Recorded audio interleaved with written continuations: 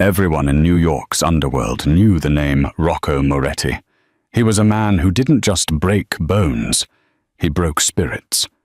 But the night he dragged a trembling, clumsy waitress named Stella into his private underground ring, he made the first fatal miscalculation of his life. He thought he was toying with a frightened mouse. He didn't see the calluses on her knuckles or the way her weight shifted perfectly to her heels. He didn't know that the woman shaking in the oversized apron wasn't afraid of him. She was afraid of what she would do to him if she finally stopped holding back. The predator was about to become the prey. The air inside. The Obsidian Manhattan's most exclusive members-only club smelled of expensive leather, Cuban tobacco, and fear. It was a specific kind of fear, the kind that vibrated silently beneath the clinking of baccarat crystal glasses and the hum of low conversation. This was the domain of Rocco Moretti, the capo dei capi of the East Coast, a man whose net worth was rumored to rival small countries and whose temper was as volatile as a loaded gun. Stella adjusted her thick, black-rimmed glasses, keeping her head down as she balanced a heavy tray of hors d'oeuvres. She had been working at the Obsidian for 3 weeks. In that time, she had perfected the art of being invisible. She wore her uniform 2 sizes too big to hide the definition in her shoulders and arms. She walked with a slight awkward shuffle, masking the natural predatory grace of a woman who had spent 15 years training in the brutal fighting pits of Eastern Europe. Here she wasn't the Wraith, the ring name she had abandoned 6 months ago after a fight went wrong in Berlin. Here she was, just Stella, the clumsy girl, the nobody. "More wine," a voice commanded from the VIP booth in the corner. Stella froze.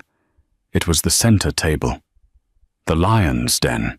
Rocco Moretti sat in the middle of the plush velvet banquet, looking like a dark prince on a throne. He was undeniably handsome, with sharp, angular features, eyes the color of cold espresso, and a tailored Tom Ford suit that cost more than Stella's entire existence. But there was a cruelty in the set of his jaw that warned people to keep their distance. Surrounding him were his lieutenants, Luca, a massive man with a scar running down his neck, and a visiting associate from the Chicago outfit named Victor. "I said more wine," Victor snapped, slamming his hand on the table. Stella hurried forward, clutching a bottle of 1996 Chateau Margaux. "Yes, sir. Right away." Her voice was soft, intentionally breathy and weak. She approached the table, her eyes fixed on the tablecloth. The cardinal rule of her new life was simple. Do not draw attention. As she uncorked the bottle, Victor, clearly intoxicated and looking for entertainment, shot his hand out and grabbed Stella's wrist. "Look at this one, Rocco," Victor sneered, pulling Stella off balance. "Pretty face hidden behind those ugly glasses. Why do you hire such frumpy staff in a place like this?" The wine bottle wobbled in Stella's hand. Her instinct, honed by thousands of hours of combat, screamed at her. "Snap the wrist, pivot, elbow to the temple." She forced the instinct down, letting herself stumble instead. "Please, sir, let go." "Victor, leave the help alone," Rocco said, though he didn't look up from the folder of documents he was reading. His voice was bored, indifferent. He didn't care about Stella's safety. He cared about the noise. "Just having fun, boss." Victor laughed, yanking Stella harder. "Come here, sweetheart. Take those glasses off." The sudden jerk caused the wine bottle to tilt. Red liquid, thick and dark like blood, splashed out of the bottle. It missed the glass entirely and cascaded directly onto Rocco Moretti's pristine white dress shirt and the lapel of his charcoal suit jacket. The music in the club seemed to stop. Every conversation within a 30-foot radius died instantly. Victor released Stella's wrist as if it were burning hot. He paled. "Rocco. Rocco slowly closed the folder. He looked down at the spreading red stain on his chest, then slowly raised his eyes to meet Stella's. For the first time, Stella looked directly at him. His eyes were terrifying, void of emotion, calculating and cold. "Do you know what this suit is made of?" Rocco asked softly. His voice was barely a whisper, but it carried across the silent room. I'm so sorry, sir," Stella stammered, dropping into her act. She grabbed a napkin and reached out, but Luca the bodyguard intercepted her hand, squeezing her fingers painfully. "Don't touch him," Luca growled. Rocco stood up.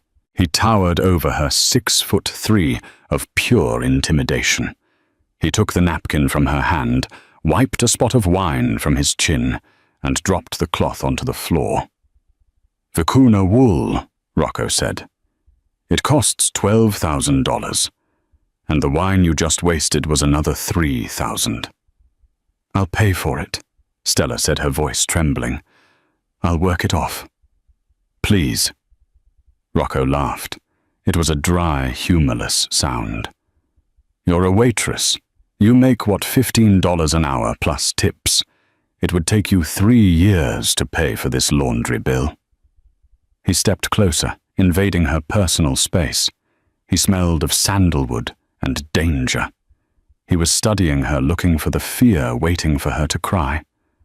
That's what they always did. They cried, they begged, they offered him favors.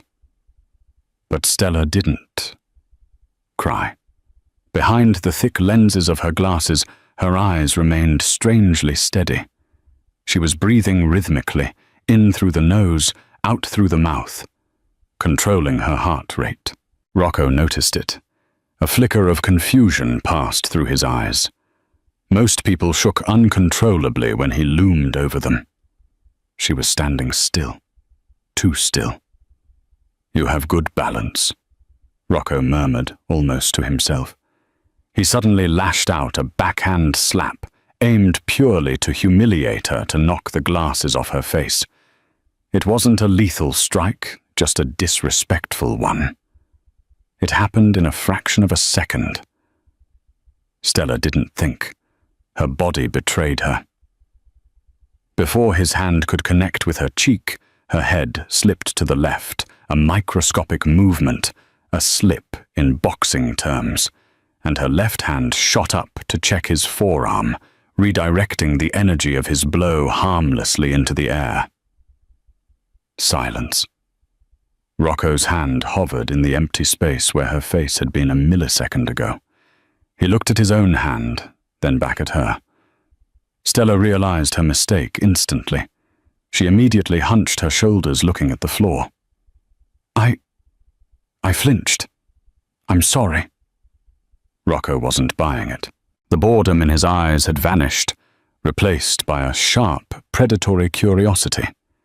He had thrown that slap with the speed that had taken down rival hitmen. A clumsy waitress doesn't dodge Rocco Moretti by accident. He grabbed her chin, forcing her to look at him. "You didn't flinch," he whispered. "You slipped the jab." He released her and turned to Luca. "Clear the room. Everyone out. Now." "Boss?" Luca asked, confused. "I said everyone out," Rocco roared.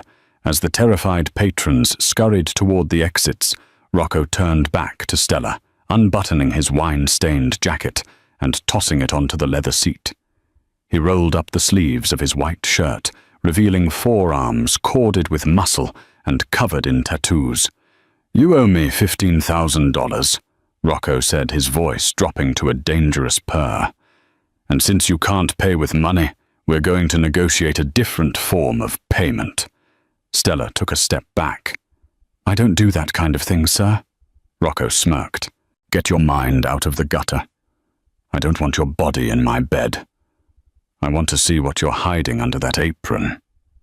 He pointed to the heavy iron door at the back of the VIP room. Downstairs, the gym.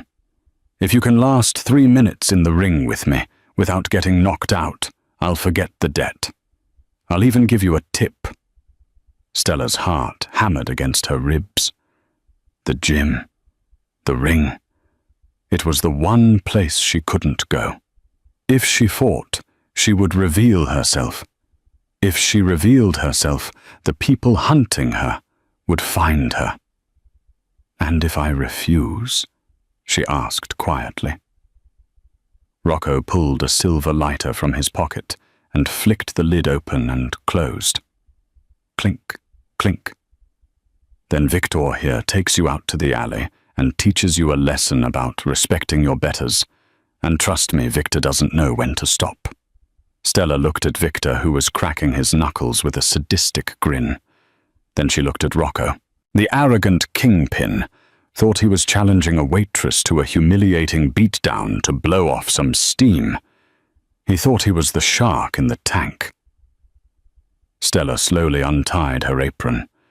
She took off her glasses, folding them neatly, and placing them on the table. Without the frames, her eyes were striking piercing green, sharp as cut glass.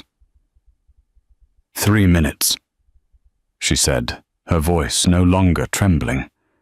It was flat, cold, and composed. Rocco's smile widened, but there was a flicker of doubt in his gut he couldn't explain. 3 minutes, sweetheart. Try not to die. The basement of the Obsidian was a stark contrast to the velvet luxury above. It was a cavernous space of exposed brick and concrete, smelling of stale sweat iron and bleach. In the center stood a regulation-sized boxing ring, the canvas stained with faint dark patches that scrubbers couldn't quite remove.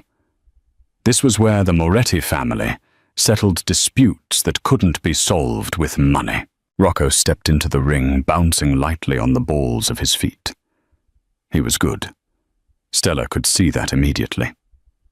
He moved with the fluid confidence of a man who trained regularly. He wasn't a professional, but he was a brawler, strong, aggressive, and used to winning through sheer force and intimidation. Luca stood by the bell looking nervous. Victor leaned against the ropes holding a tumbler of scotch, laughing. 500 says she starts crying in 30 seconds, Rocco. Make it 1,000, Rocco replied, not taking his eyes off Stella. Come on, get in. Stella stood outside the ropes. She had removed her waitress uniform to reveal a simple grey tank top and black leggings she wore underneath. Her arms were slender, but defined the muscle belly, long and dense. She kicked off her cheap work shoes, stepping onto the canvas barefoot. She felt the texture of the mat under her feet, and a rush of adrenaline, old and familiar, flooded her system. It was a drug she had been clean from for 6 months. The phantom was waking up. Control, she told herself. Don't knock him out. Just survive. Defend. Make it look like luck. Gloves? Stella asked, looking at the rack on the wall. Bare knuckle, Rocco said, raising his fists. I want to feel it when I hit you, unless you're scared. He was trying to provoke her. He wanted her to be angry, sloppy. Stella didn't respond. She simply walked to the center of the ring and raised her hands. But she didn't adopt a traditional boxing stance. She kept her hands open palms facing him, a defensive posture that looked amateurish to the untrained eye, but was actually a variation of a Muay Thai guard designed to catch and trap. Time! Luca yelled, slapping the canvas. Rocco lunged immediately. He didn't hold back. He threw a straight right aimed directly at her jaw. It was a punch meant to end things instantly. Stella saw the telegraph in his shoulder muscle before his arm even moved. Time seemed to slow down.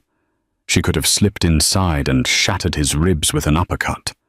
She could have swept his leg and cracked his skull on the canvas. Instead, she did the bare minimum. She ducked frantically, making it look like a panic reaction. Rocco's fist sailed over her head, the wind of it rushing past her ear. Slippery. Rocco grunted. He turned and swung a heavy left hook.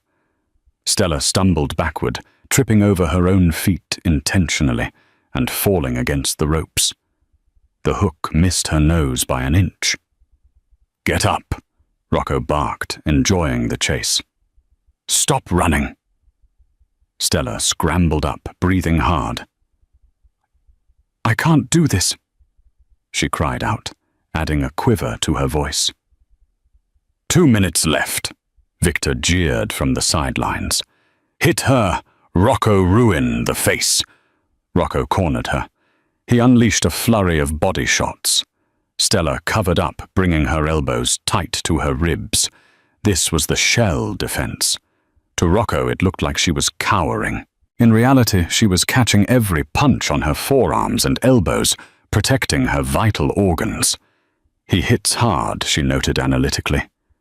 Good power. Poor accuracy. He overcommits his weight. One of Rocco's punches slipped through her guard and grazed her cheekbone. The skin split. A trickle of warm blood ran down her face. The sight of blood seemed to trigger something in Rocco. His eyes darkened. He wound up for a haymaker, a massive telegraphed punch that left his entire midsection exposed. It was instinct, pure, undeniable muscle memory. As Rocco threw the punch, Stella's body took over. She couldn't help it. The opening was too perfect. She dropped her level pivoting on her right foot. She drove her fist upward, not with full power, but with perfect precision, aiming for the solar plexus. Thud. The sound was sickeningly wet. Rocco's eyes bulged. The air left his lungs in a violent whoosh. He staggered back, clutching his chest, his face turning a shade of purple. He gagged, trying to inhale, but his diaphragm was paralyzed. Silence descended on the gym again. Victor dropped his glass. It shattered loudly on the concrete. Stella stood there, her chest heaving. She realized she had broken character. A waitress doesn't know how to throw a liver shot. A waitress doesn't know exactly where the solar plexus is. Rocco dropped to one knee, wheezing. He looked up at her, water streaming from his eyes, due to the lack of oxygen. But there was no anger in his face anymore. There was recognition. He gasped, sucking in a ragged breath. Who are you?" Stella backed away toward the ropes. "I got lucky. You slipped." "Bullshit," Rocco wheezed, forcing himself to stand up. He was in pain, immense pain, but he ignored it. He wiped the sweat from his forehead. "That was a liver shovel hook. Professional. Concise." He walked toward her, not aggressively this time, but with a terrifying intensity. "You're not a waitress. You're a fighter." "I took a self-defense class at the Y," Stella lied, looking for an exit. "Don't lie to me." Rocco roared, his voice echoing off the concrete walls. "I know violence when I see it. You move like a killer." He stopped 2 feet from her. He looked at the cut on her cheek, then down at her hands. He grabbed her right hand, forcing her palm open. He traced the thick yellow calluses on her knuckles with his thumb. "These aren't from carrying trays," he said softly. Suddenly, the heavy iron door at the top of the stairs burst open. "Boss, we have a problem." It was the bouncer from upstairs. Rocco didn't look away from Stella. "I'm busy." "It's the gallows," the bouncer shouted, panic in his voice. "They're outside. 3 SUVs. They say they're coming in for Victor." Victor, the drunk associate, suddenly looked sober. "Rocco, you gotta protect me. The gallows. They think I skimmed their shipment in Jersey." Rocco finally released Stella's hand. He turned to Victor. with a look of disgust. "You brought a war to my doorstep." "I didn't know they knew I was here," Victor pleaded. A loud crash echoed from upstairs. Gunfire. The distinctive pop, pop, pop of semi-automatic pistols. "They're breaching the front," Luca shouted, pulling a gun from his waistband. "Boss, we need to get you to the safe room." Rocco looked at Stella. "You can leave through the back. Go." Stella hesitated. She should go. This wasn't her fight. She should run, disappear, find a new city, change her name again. But then she heard the footsteps thundering down the stairs. The door flew open, and 3 men in tactical gear with suppressed MP5s burst into the gym. They weren't just low-level thugs. They moved like soldiers. "Kill everyone," the lead gunman commanded. Luca fired back, taking cover behind the ring post. Rocco dove behind a stack of gym mats, pulling a pistol from an ankle holster. But Stella was in the open. The lead gunman raised his weapon, aiming directly at her chest. Rocco saw it. "Get down," he screamed, but Stella didn't get down. She saw the gunman's finger tighten on the trigger. She saw the angle of the barrel. In that moment, Stella Corves died, and the phantom was reborn. She didn't run away from the gun. She ran toward it. The distance between Stella and the lead gunman was 15 feet. In the world of ballistics, that is a lifetime. But Stella moved with a burst of speed that defied physics, propelling herself off her back foot like a sprinter leaving the blocks. The gunman, a seasoned mercenary named Kroll, adjusted his aim. He expected her to zigzag or dive. He didn't expect a frontal assault. By the time his brain registered her trajectory, she was inside the dead zone, the space too close for a long rifle to be effective. Stella slapped the barrel of the MP5 upward with her left palm.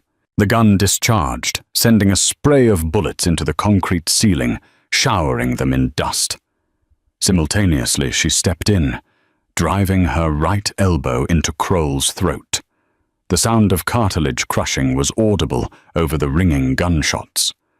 Kroll dropped the weapon, clutching his neck, choking on his own collapsed windpipe. Stella didn't pause to watch him fall. She caught the falling MP5 by the strap, spun around, and used Kroll's slumping body as a human shield. The other 2 gunmen opened fire.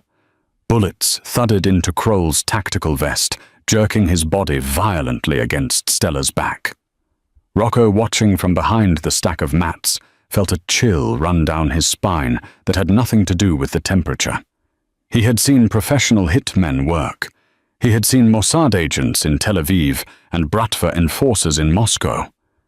But he had never seen anything like this. This wasn't brawling. It was geometry.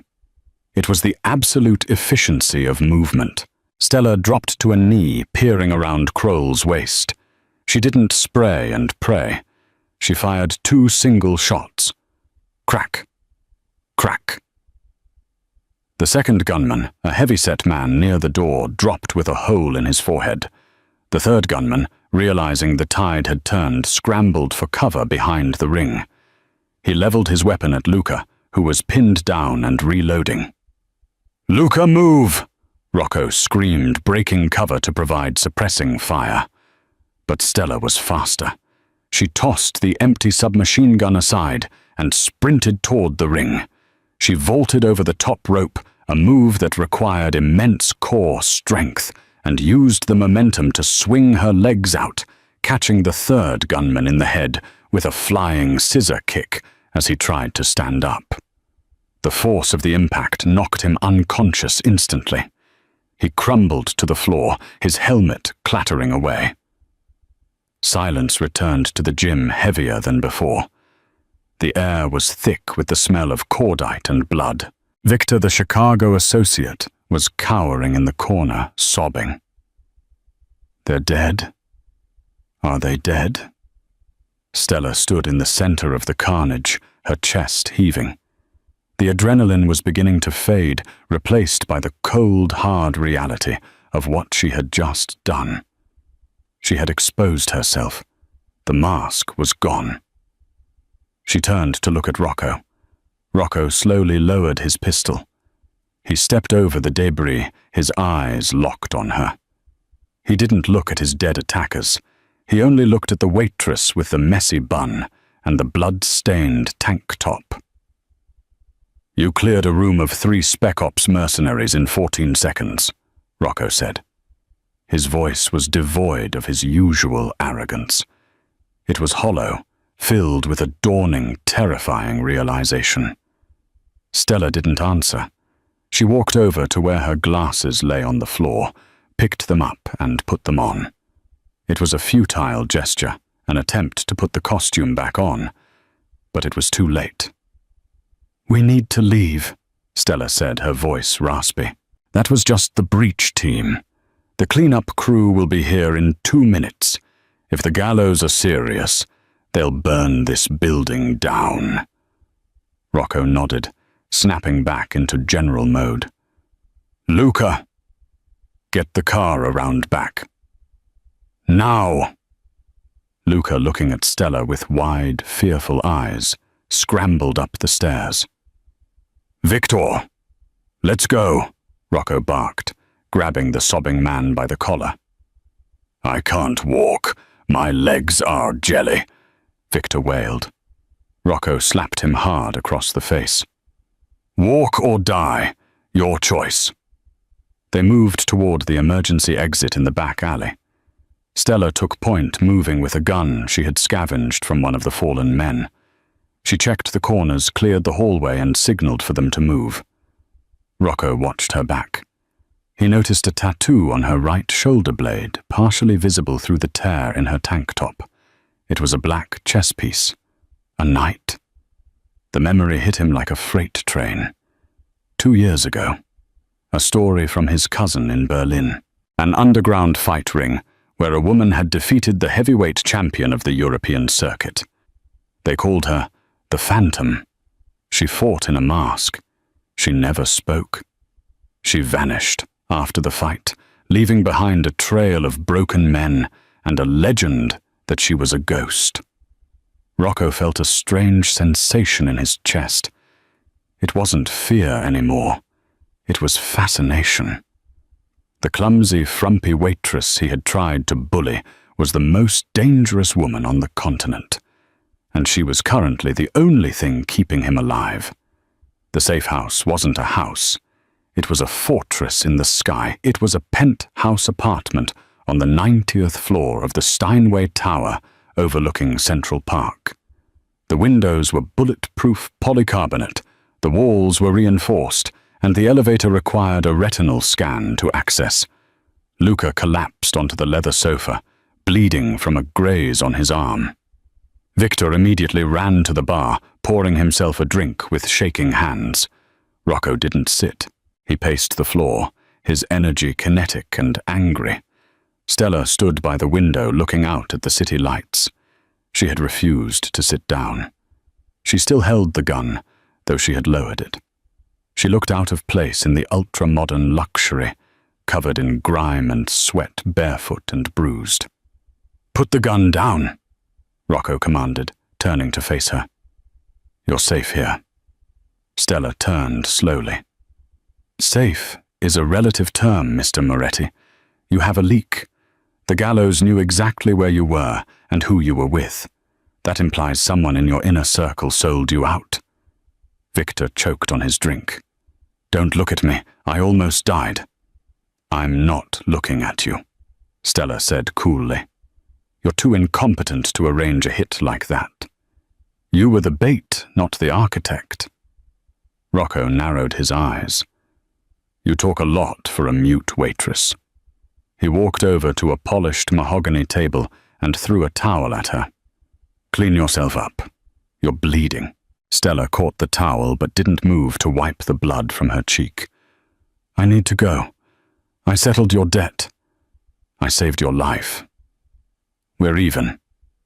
"Even," Rocco laughed, a harsh, barking sound. You think you can just walk out of here? You just killed 3 men in my basement. The police will be swarming. The obsidian. Your face is on the security cameras. I erased the tapes, Stella said calmly. Before I came upstairs to the VIP room, I looped the security feed. Old habit. Rocco stopped pacing. He stared at her, genuinely impressed. Who are you? I'm nobody. Liar. Rocco closed the distance between them. He stopped inches from her, using his height to try and intimidate her. But she didn't flinch. She met his gaze with that same terrifying green intensity. I saw the tattoo, Rocco whispered. The knight on your shoulder. Stella's eyes widened slightly. It was the first crack in her armor. Berlin. Rocco continued, watching her reaction closely. 2 years ago. The Iron Pit. You fought a man named Dragos. He was 300 pounds of steroid muscle. You broke his femur in the 2nd round. Stella remained silent, her jaw tight. They called you the Phantom, Rocco said, savoring the name. Rumor was you were ex-Special Forces, or maybe a rogue intelligence asset. You disappeared after you refused to throw a fight for the local syndicate. They put a bounty on your head, 5 million euros. He leaned in closer, his lips brushing her ear. Is that why you're hiding in New York, wearing ugly glasses and spilling wine on my suits? Because half of the European underworld wants you dead. Stella shoved him back. It was a hard, forceful push that sent him stumbling a few steps. You don't know what you're talking about, she hissed. I know exactly what I'm talking about, Rocco countered, regaining his balance. And I know that if I make one phone call to my contacts in Berlin, a hit squad will be on a plane within the hour to collect that bounty. Stella raised the gun. Don't threaten me, Rocco. I'm not threatening you, Rocco said, raising his hands in a mock surrender. I'm offering you a job. Stella blinked. What? The gallows are coming for me, Rocco said, his voice turning serious. They broke the truce. This is war. I have soldiers, I have hit men, I have muscle like Luca. But I don't have you. He gestured to her. I need someone who can see things before they happen. Someone who can clear a room in 14 seconds. I need a bodyguard who isn't afraid to die, because apparently you have nothing left to lose. I'm not a bodyguard, Stella spat, and I don't work for criminals. You are a criminal, Rocco pointed out. You just killed 3 people, and you're hiding from a past that is undoubtedly bloodier than my present. He walked to the bar and poured a glass of water. He held it out to her. Here's the deal, Stella. Or whatever your real name is. You stay with me. You help me crush the gallows. You protect my back until this war is over. And in return, Stella asked, eyeing the water. She was parched. In return, Rocco said, his eyes locking onto hers with a burning intensity. I use my resources to wipe your slate clean. I have people in Interpol. I have hackers who can scrub databases. I can make the bounty disappear. I can give you your life back. A real life. Not this shadow existence. Stella hesitated. It was the one thing she wanted more than anything. Freedom. To stop looking over her shoulder. To stop wearing the mask of the clumsy girl. How do I know I can trust you? She asked. You can't, Rocco admitted brutally. But right now, I'm the only option you have. You walk out that door, you're alone against the gallows, the police, and the people hunting you from Europe. You stay here. You're under the protection of the Moretti family. Stella looked at the gun in her hand. then at Rocco. She was tired of running. She was tired of hiding. And strangely, despite his arrogance, despite his cruelty in the club, there was something about Rocco Moretti that drew her in. He saw her. For the first time in years, someone actually saw her. She engaged the safety on the pistol and placed it on the table. "If you cross me," Stella said, her voice dropping to a lethal whisper, "I won't break your leg. I'll stop your heart." Rocco smiled. It wasn't the smirk of a bully this time. It was the smile of a king who had just found his queen. "I'm counting on it," he said. Suddenly, Victor's phone buzzed on the bar counter. He picked it up, read the text, and turned pale. "Rocco," Victor stammered. "The news. It's all over the news." Rocco grabbed the remote and turned on the giant flat-screen TV on the wall. Breaking news flashed across the screen. A reporter stood outside the obsidian blue lights flashing behind her. "Massacre at the exclusive Manhattan club. Police have identified the owner Rocco Moretti as a person of interest, but sources say they are also looking for a woman. A waitress believed to be an accomplice." The screen changed to show a grainy photo from a traffic camera. It was Stella and Rocco running into the alley. It was blurry, but her face was visible. "They have your face," Rocco said grimly. "The hunt is on." Stella stared at the screen. Her anonymity was gone. The ghost was public. "We need to move," Stella said, her mind already shifting into tactical mode. "This place is too high profile. If the police know, the gallows know." "I have a villa in the Hamptons," Rocco said. "Fortified." "Too obvious," Stella countered. "They'll expect you to go to ground in a fortress. We need to go somewhere they won't look.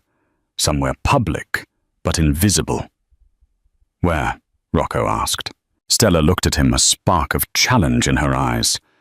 "My apartment in Queens. It's a dump. No security, no doorman, and nobody knows it exists." Rocco looked at his $3,000 shoes, then at the dirt on Stella's leggings. The King of New York hiding in a Queens tenement. It was absurd. It was insulting. It was perfect. "Fine," Rocco said. "Take me to your castle, princess." The ride to Queens was a study in tension. They had abandoned Rocco's conspicuous armored SUV 3 blocks from the Obsidian, swapping it for a stolen Honda Civic that Stella hotwired in under 30 seconds. Rocco sat in the passenger seat, his knees pressed against the dashboard, looking like a caged tiger in a cardboard box. Luca was squeezed into the back with a trembling Victor. They parked 2 streets away from a crumbling brick tenement building in Astoria. The neighborhood was quiet, the air smelling of exhaust fumes and damp pavement. "This is it?" Rocco asked, eyeing the graffiti-sprayed front door. "I own storage units nicer than this." "It has 4 exits, thin walls, so I can hear movement and neighbors who don't ask questions," Stella replied, killing the engine. "Get out. Keep your heads down." The apartment was a 4th-floor walk-up. It was a studio barely larger than a prison cell. A single mattress lay on the floor, neatly made with military precision. A small table held a laptop and a stack of burner phones. There were no pictures on the walls, no decorations, no plants. It was the home of a ghost, someone ready to leave in 5 minutes and leave no trace behind. Luca stood by the door, his massive frame blocking the peephole. Victor slumped into the only chair, nursing a bottle of vodka he had smuggled from the club. Rocco walked to the window, peering through the blinds. "If the gallows find us here, we're trapped. It's a fatal funnel." "They won't find us unless someone tells them where we are," Stella said, casting a sharp glance at Victor. She moved to a loose floorboard near the kitchenette, pried it open, and pulled out a first aid kit that looked more like a trauma bag from a war zone. "Take off your shirt," she ordered Rocco. Rocco raised an eyebrow. "At least buy me dinner first."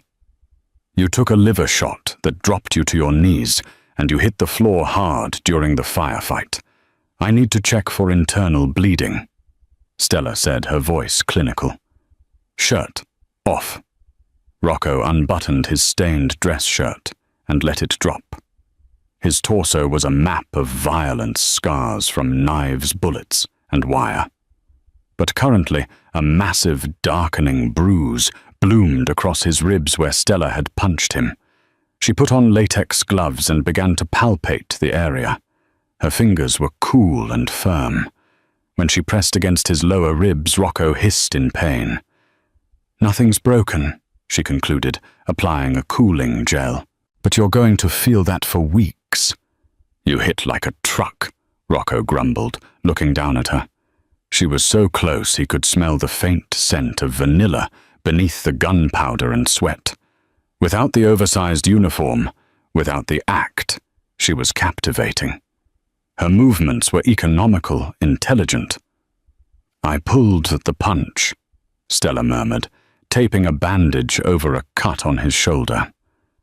"If I had thrown it with full hip rotation, I would have ruptured the organ." Rocco caught her wrist. The air in the tiny room suddenly felt heavy, charged with static. "Why didn't you?" Stella looked up, her green eyes locking with his. "Why didn't I kill you?" "Yes, you hate men like me. Arrogant, violent. I treated you like garbage." "You did," Stella agreed. "But you didn't look at me with pity. You looked at me with a challenge. And when the shooting started, you tried to protect me. You told me to get down." She pulled her hand away gently. "I'm used to men using me as a shield, Rocco. You're the first one who tried to be the shield for me." Rocco fell silent. He watched her move around the small room, checking the locks, turning off the lights, so they wouldn't cast shadows. He realized he was seeing the real woman beneath the layers of trauma and survival instinct, and he wanted to know everything. "Who taught you?" Rocco asked into the darkness. "Berlin is where you fought. But where did you learn to shoot? To slip a jab like that?" Stella sat on the edge of the mattress, cleaning the stolen pistol. "My father. He was difficult. He wanted a son. He got a daughter. So he decided to build the son he wanted out of the daughter he had." "Is he still alive?" "No." Stella said, her voice flat. "I killed him." The admission hung in the air. Victor snored loudly in the chair, oblivious. Luca shifted by the door. Rocco didn't flinch. In his world, patricide wasn't a sin. Sometimes it was a necessity. Was it justified? "It was survival," Stella said. She looked at Rocco. "He sold me to the fight syndicates when I was 16. I escaped when I was 22. That was the night he died." Rocco walked over and sat next to her on the mattress. The proximity was intoxicating. He reached out and touched a stray lock of hair that had fallen near her face. "You're not a waitress, Stella," he whispered. "And you're not a monster. You're a queen in exile." Stella felt a shiver trace down her spine. She leaned into his touch just for a second, allowing herself the luxury of human contact she had denied herself for years. "We have one bed," she said, her voice husky. "I'll take the floor," Rocco offered, surprising even himself. "Don't be stupid. You're injured," Stella said. She lay down her back to the wall, the gun under her pillow. "We share, back to back. If anyone comes through that door, we wake up fighting." Rocco lay down beside her. The mattress was narrow, his back pressed against hers. He could feel the warmth of her body, the steady rhythm of her breathing. For the first time in 10 years, Rocco Moretti didn't feel the need to sleep with one eye open. He had the phantom guarding his 6. Dawn broke over Queens, casting a grey, sickly light into the studio apartment. Stella was awake before the sun, her internal clock wired for danger. She carefully slid out from under Rocco's arm. In his sleep, the Mafia Don held on to her, not like a weapon, but like a lifeline. She moved silently to the table where the burner phones lay stacked. Victor was still slumped in the chair, snoring, oblivious to the fact that he was breathing on borrowed time. Stella had cloned his SIM card during the night. She opened her laptop and pulled up the logs. Her blood ran cold. 3 outgoing messages sent at 2:00 a.m. Destination, unknown number. Message: We are in Astoria, 4th floor, brick building. Message: Waitress is the shooter. Message: Bring the heavy crew. Stella didn't yell. The cold calm of the phantom descended over her.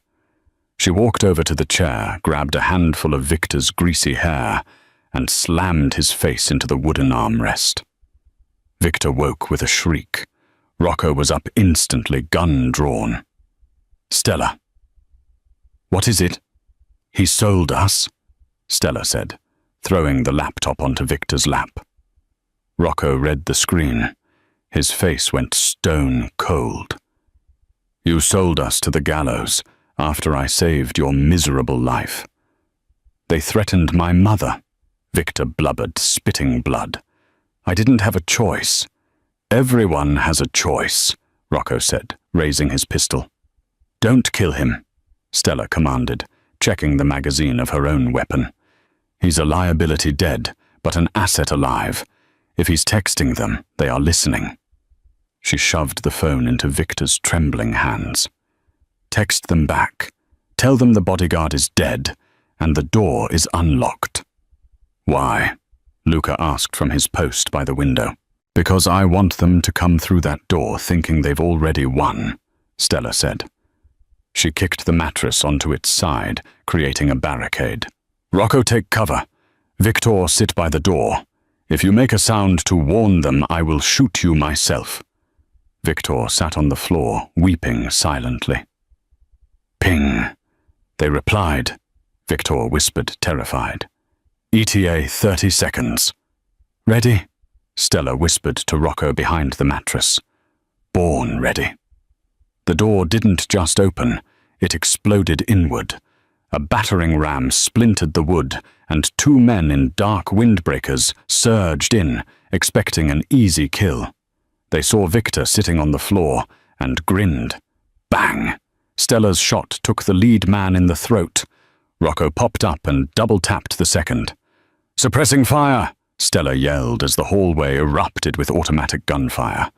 Bullets shredded the drywall, filling the tiny room with choking white dust. Victor screamed, curled in a ball, until a stray bullet from his own allies silenced him forever. We can't hold this, Rocco shouted over the roar. They have too many men. The window. Stella grabbed a flashbang grenade from her tactical bag, a relic of her past life. She pulled the pin and tossed it into the hall. Boom! A blinding light and concussive blast shook the building. Seizing the confusion, Stella hauled Rocco toward the fire escape.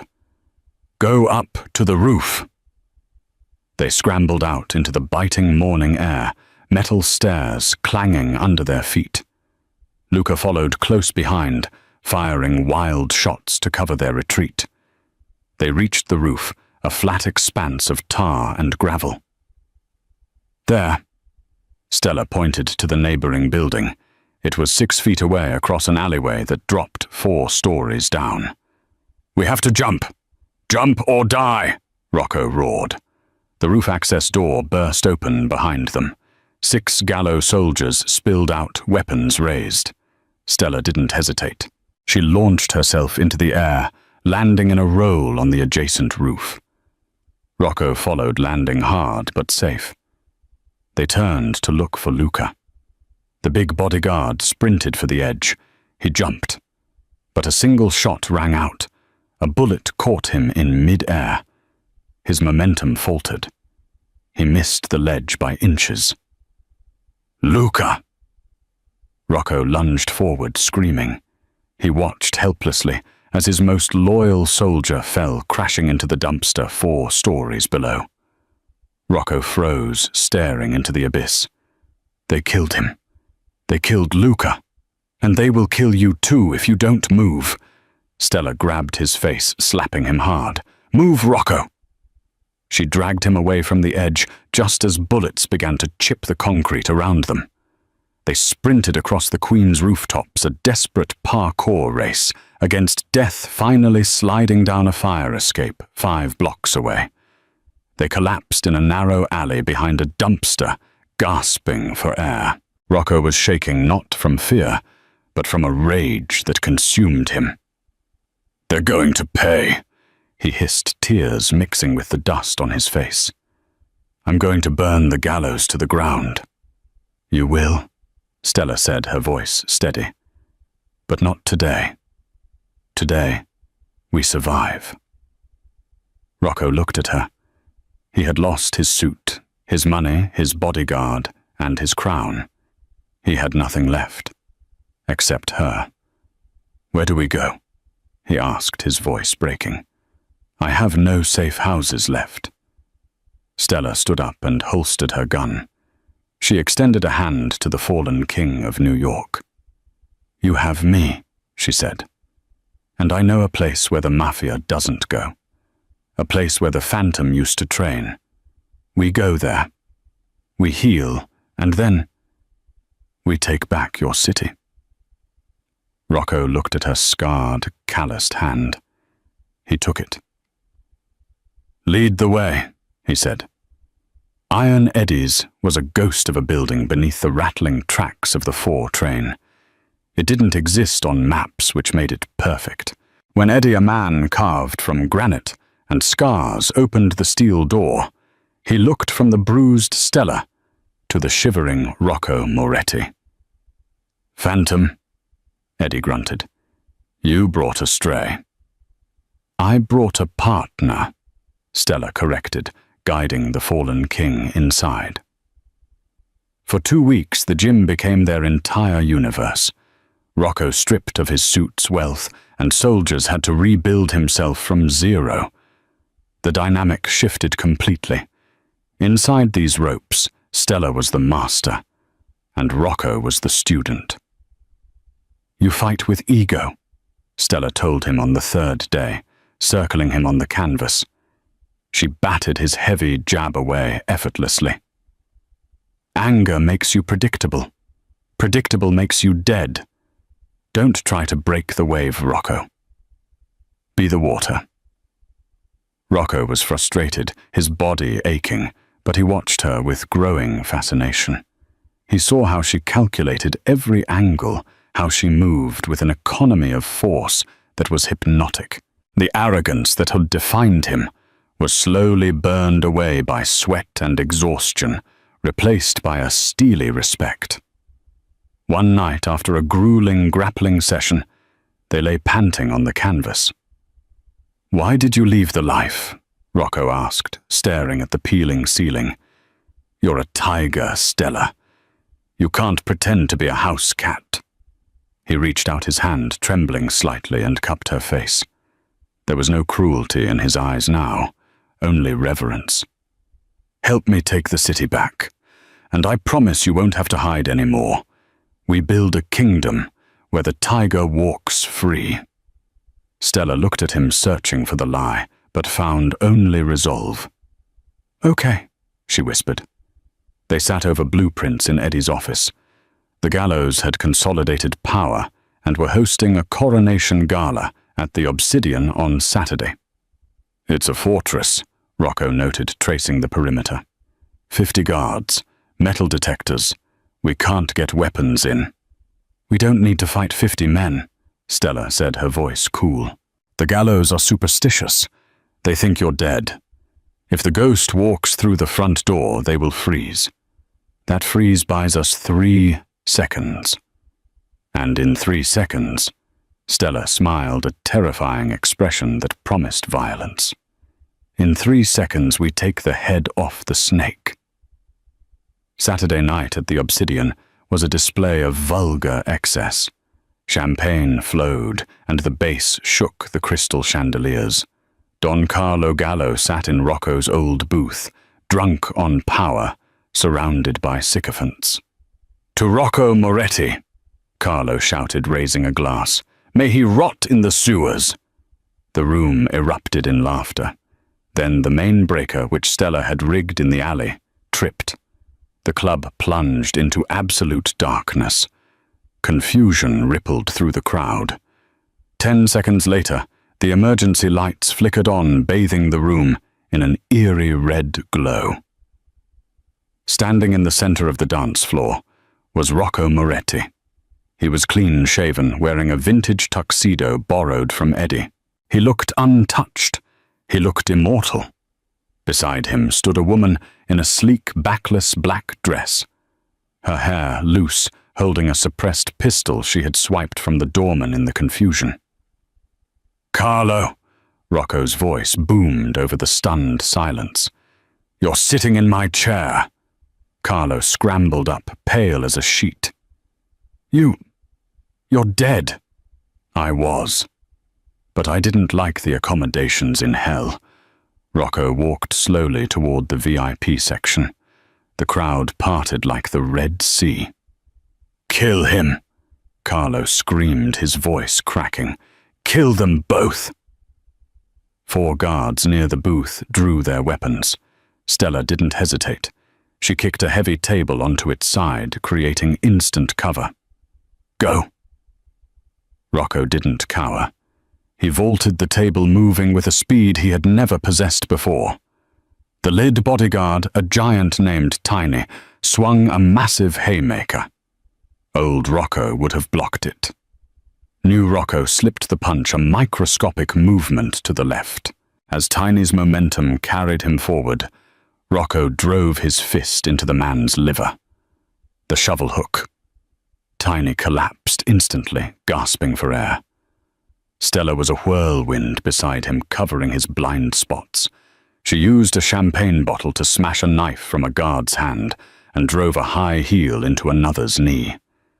She wasn't fighting. She was dancing. Within 30 seconds, the guards were groaning on the floor. Rocco reached the VIP booth. Carlo fumbled for a gold-plated revolver, but Rocco grabbed his wrist, twisting until the bone snapped with a sickening crunch. Rocco slammed Carlo's face into the table amidst the spilled wine. "You broke the truce," Rocco whispered into Carlo's ear. "You killed Luca. You tried to hunt us like animals." "Please," Carlo sobbed. "I'll give you everything. Just let me go." Rocco looked at Stella. She nodded once. "You don't get to leave, Carlo," Rocco said, straightening his tie. "I'm not going to kill you. That's too easy." Sirens wailed in the distance. "I planted your private ledgers on the FBI server 5 minutes ago," Stella said, holstering her weapon. "You'll rot in a supermax for the rest of your life. A slow death." 3 months later. The Obsidian had been renovated. The velvet was gone, replaced by sharp, modern leather. The fear was gone, replaced by respect. Rocco stood on the balcony looking down at his kingdom. The door opened, and Stella walked in. She wore a tailored suit that matched his, cutting a sharp silhouette against the city lights. She handed him a glass of sparkling water. The Russians agreed to the new terms. No weapons, only cybersecurity contracts. Good. Rocco set the glass down and pulled her close, his hands resting on her waist. He looked at her. Really looked at her not as a weapon, not as a waitress, but as his equal. "You know," he murmured, a playful glint in his eye, "I still owe you $15,000 for that suit you ruined."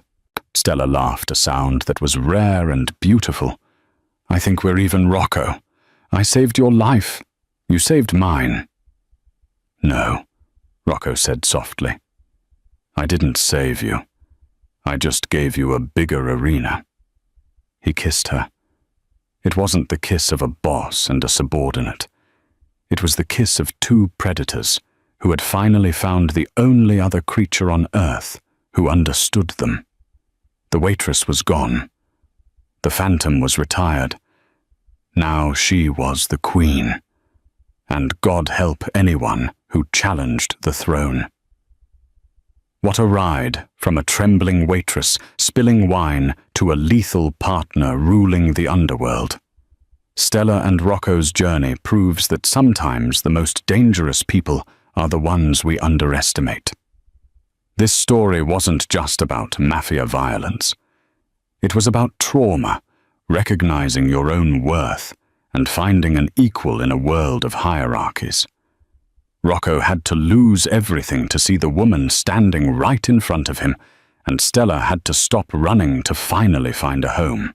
If you enjoyed this dramatic saga of karma, action, and romance, please hit the like button.